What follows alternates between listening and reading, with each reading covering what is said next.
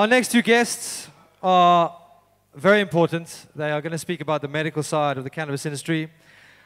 Please put your hands together for Dr. Mike West and Chris Lenz.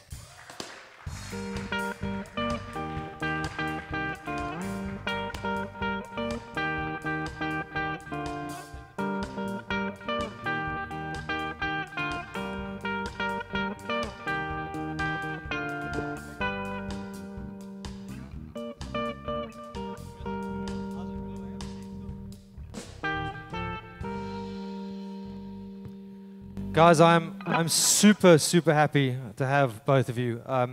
Last time we tried to find a doctor, I found a number of people, and most doctors I spoke to were just weren't interested or didn't want to put themselves out there or were nervous, etc., etc. So when I reached out to Mike, he was super eager. I think you were traveling at the time, so you couldn't make the last one. So really, thank you for coming out.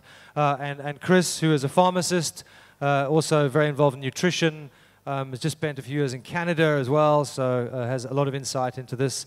So the thing I want to focus on for this conversation, well, not 100%, but I definitely want to start off with your opinions on cannabis as a medicinal plant.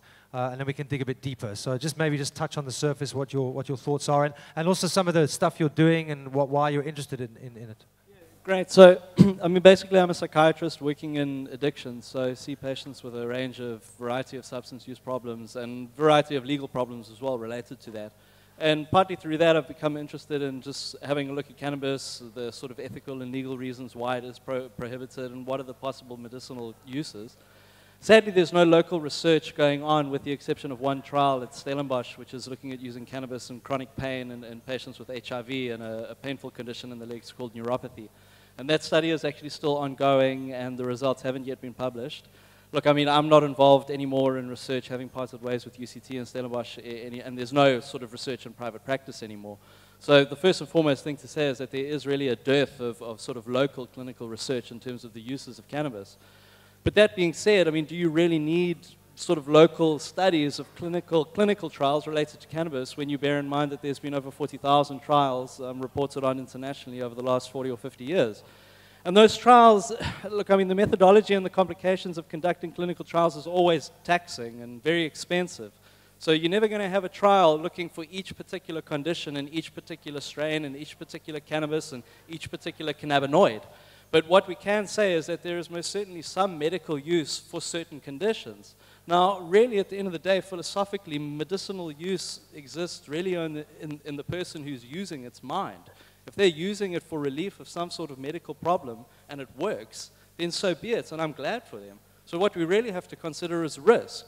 And if we look at the risk of cannabis compared to other conventional medications, I think it's safe to say, and most people would agree, it's a fairly low-risk intervention. For a very small segment of the population, it may have very bad effects. If you think about the common prescriptions of antidepressants, antipsychotics, and the drugs that are more commonly prescribed, and I would say that they are at least more moderately, or in some cases severely dangerous. So in terms of a balance between risk and benefit, I think the benefit is there, and I think the risk is worth considering, but in many cases negligible. I think that it's very interesting, because I think that my understanding is this is the first drug that has ever been led by the public, as opposed to the pharmaceutical industry saying this is what you need to take. The public have gone, I'm taking this and it's working. And there is a lot of research going on at the moment. I think in New Mexico they're setting up the majority of the research in America. But I think it's also very much to do with a homeopathic approach. You know, everybody has a different dosage that works for them, a different types of oils. So there's not a sort of one size fits all with this. Now you work a lot with nutrition. What kind of demand are you having from the people you're seeing? Are people coming to you going, I want CBD? What is it about? You know, how does it work? How do you feel that the marketplace is looking at it at the moment? It's more like that it's more like that most of the people, or most of the patients, or I should say clients I'm seeing, are reporting during their assessment that they're using cannabis of some sort. Some people are getting CBD products off the shelf, which are widely available, there we need to question the efficacy of the variety of CBD products, because the actual content of CBD is way below the actual therapeutic dose we're looking for. So there's a lot of disappointment in patients as well. They're trying some CBD now, and it's not really working for them, or the desired effect is not happening. Whereas if they were treated with like a proper dose, we would see wonders, miracles in front of our eyes. I think this is one of the biggest challenges is dosage. You know, different bottles with different different sizes, different size droppers. Like, it's really difficult to figure out how much you should take. I mean, my understanding is some of the clinical trials in America at the moment, you don't take, they don't give their patients less than 100, but it's normally to 100 to 300 milligrams a day, because that's what it's needed to really have the effect. But you can buy a chocolate bar that has 5 milligrams in the whole bar, which really is just kind of like snake oil. What would you advise to somebody who's interested in CBD in terms of dosage? Where do they start? Like you said, with a dropper, then we'd be looking at like 20 milligrams upwards. Like a therapeutic dose would probably start at anywhere between 2 or 5 milligrams per kilogram body weight. So at a normal 50-kilogram person, maybe at something like 100 or 150 milligrams for like an effective therapeutic dose. And the challenge is, when you're buying a bottle, especially the imported stuff, you're paying between 1,000 and 1,500 rand. It becomes totally unfeasible to do that. And for most of those products, we'd be talking about isolate. So you would have like an added CBD isolate. And we've heard about the concept of whole plant rather than an isolate, which is usually like immensely more effective than a single isolate. If you look at the drugs that we have, like dronabinol, for instance, the isolates of THC and CBD, but there's no terpenes involved. There are no terpenes involved. There are no other cannabinoids involved, and the efficacy of those drugs are not as high. And also the adverse effects are much higher, where people would complain about like a lack of motivation to go about their daily life. Whereas if you have a nicely paired whole plant extract, which has sufficient amount of THC and the other cannabinoids as well, we wouldn't see that. So there's a lot of people that say you need both, especially if you're treating something quite serious. The CBD alone is not enough to, for cancer and things that are more serious, that without THC you're wasting your time with CBD. Would you agree with that? Yeah, I agree entirely, and in fact surveys amongst patients have confirmed consistently that patients prefer whole plant or whole plant extracts compared to single extracts of one particular cannabinoid, and I think it's very difficult, or one of the challenges with cannabis is that there's over 100 alkaloids in this plant. So how is it really possible to sort of isolate one or two to get the maximal clinical effect? And again, like, is burning and combusting a plant the best way to take a medicine? Probably not. But in many cases, then you can come with other ways of extracting those alkaloids in a whole plant-based form. So I would typically agree with that. And thankfully, the sort of standard dose for THC is established at about 7 milligrams, and that's what a person would need in terms of what they call a standard joint unit. But whether a standard joint unit, more commonly used in recreational settings, translates into a standard joint unit for clinical purposes is uncertain. And why is it that both are needed from a physiological perspective? You've got to...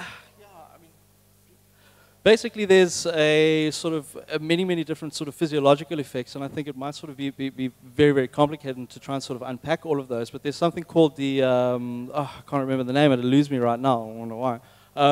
But basically, the easiest way of putting it together is that all of those sort of alkaloids work together in symphony and in synchronicity. As with all the different neurotransmitters in your brain, your serotonin, your dopamine, your noradrenaline, and so on, they exist in sort of waves and fluxes and ebbs and flows. And as some go up, others go down.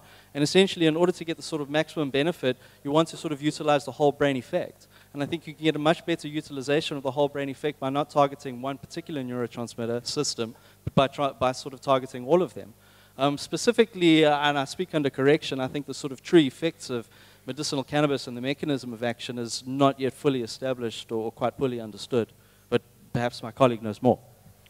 Not at all properly understood, and it's like opening a door, and it's like, I don't know, we're paddling in the whitewash in Musenberg at the moment in terms of knowledge, whereas the surf is out there, and we first need to get through that and surf properly to understand what the plant really can do for us.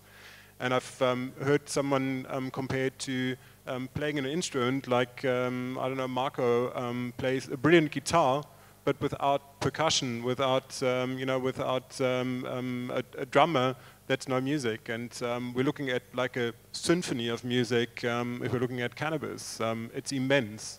I think, yeah, actually, just a sort of another point as well is that some of the alkaloids will mitigate or reduce some of the harms of others. Like, for example, CBD seems to have an antipsychotic effect and can sort of terminate psychotic symptoms in patients that have had psychosis stimulated by being given intravenous THC. And obviously we know that THC is somehow related to psychosis. So one could also argue that by sort of extracting out the more dangerous, I suppose, of the alkaloids without the presence of the better alkaloids that might minimize those harms, you might end up with a product that is actually more dangerous than using the whole plant in its natural form.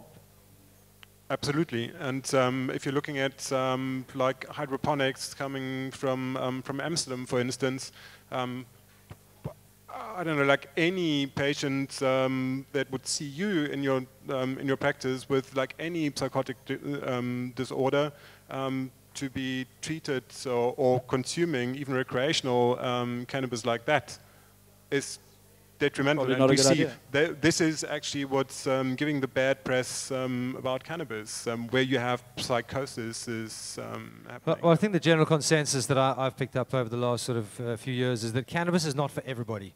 You know, it doesn't work for everybody. It certainly works for a lot of people, we know that, but it doesn't. It's not, it's not a one size fits all.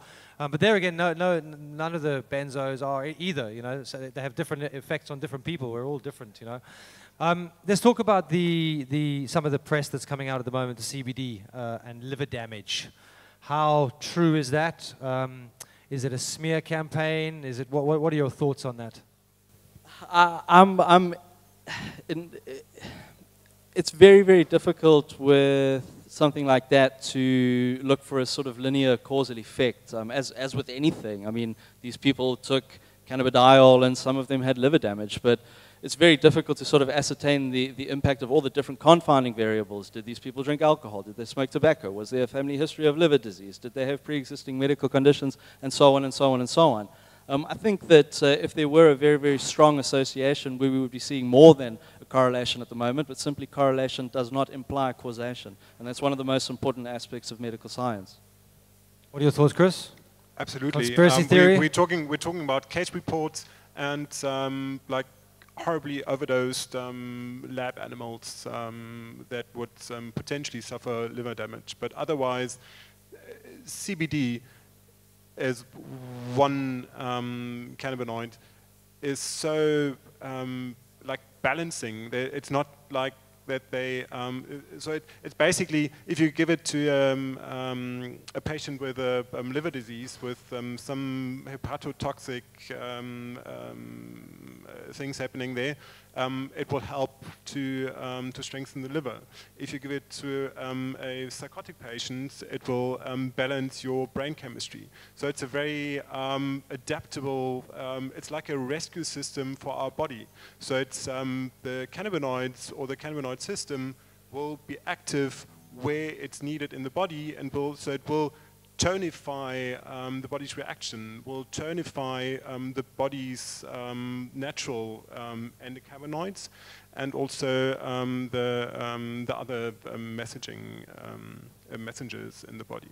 Great. We're almost running out of time, but let's just talk quickly about the South African industry. Where do you see things going with the CBD industry in South Africa? I'm a little bit worried about the CBD industry in South Africa, precisely because at the moment, I mean, it's gazetted as a Schedule 4 substance. So, I mean, technically and theoretically, we should be having registered products that are sort of standardized and tested and so on and so on. the government sort of now said, well, if you prescribe it if you dispense it in less than a certain content or whatever, it's a sort of herbal medication and therefore isn't subject to any regulations. So what that sort of basically come to is that anyone and their dog can sell any form of CBD as long as they put a sticker on it saying not for human consumption or not for medicinal use, which again leads to a problem of like not really getting the proper doses of the proper molecules at the proper sort of strengths that would actually result in medical benefit. So I'm kind of a big proponent for regulation and sort of blanket legalization, but to regulate is to keep safe. And at the end of the day, we need to keep people safe. And we need to keep people safe not only from molecules, but from other people as well, who might sort of exploit them and otherwise take advantage of people that are ill and looking for some sort of miracle. Yeah, I mean, I read something about in Canada that they took 10,000 people that were on opioids or benzos, and through a process of putting them onto CBD, managed to get 87% of them off. You know, so it's fascinating what's happening, and you know, it doesn't matter what anybody says; it is real, and there are real cases happening in real time. So I think you're right. I think it's very important that legislation is a good thing if it's managed properly, because ultimately we do need to protect the consumer. So it's complicated. So Chris, just finally, I know we're running out of time. You were in Canada recently. How would you say that? What was that experience like in terms of watching that industry come online? Man, this is paradise for any patient seeking help and support with cannabis. I can also talk as a patient. You've seen me crawling up the stage. I didn't have my cannabis tonight properly. I will have later, and you will see me walking down the stairs. And I've got multiple sclerosis. And Canada was a dream for me, because you get like a menu with a list of strains and actual oils to choose from, and you take that home in a little vaporizer, and you try. You go low, you go very slow, and you try. And you see how you function. A big thing for me is I need to function brain-wise as well. You know, I can't be stoned. I can't work stoned. I see patients, clients. They need me in my sane mind. And by trying that, there are the right strains out there that actually get you thinking better, faster, more organized, following the red threads, and make you calmer. You know about it. And have the same, the desired medical effects for my multiple sclerosis. Yes. Yeah, I think that's a fascinating thing. When I was in LA recently, just being able to walk into a store and actually choose what you wanted depending on the effect you wanted, instead of just taking whatever you get. And then, you know, 1 minute you have an amazing experience, the next minute you're like, you know, anxious and paranoid. And I think those days are over, but we're still obviously a little bit behind the curve here, and we've still got a way to go. Guys, thank you so much for coming in. I really do appreciate you speaking and sharing the knowledge. Let's put our hands together, please.